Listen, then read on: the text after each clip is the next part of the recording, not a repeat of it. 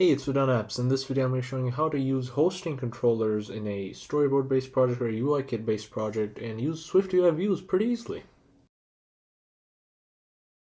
Hosting controllers are a great way to slowly start integrating SwiftUI on an existing UIKit-based app or things like that. It essentially creates a controller that hosts a SwiftUI view. So this is my main.storyboard here. I've currently added a hosting view controller.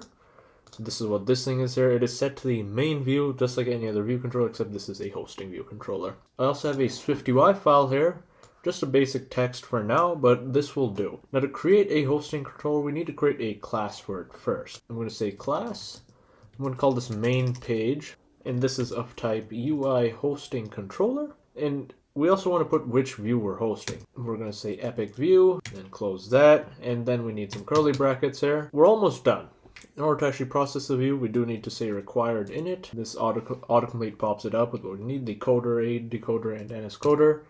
And inside here, we need to say super.init, and then our coder and root view. Our coder in this case is a decoder, as it is already given up here. And our root view is in this case, it is the epic view. And make sure you get the parentheses. That's it. And finally, one more step. We go back into our main.storyboard.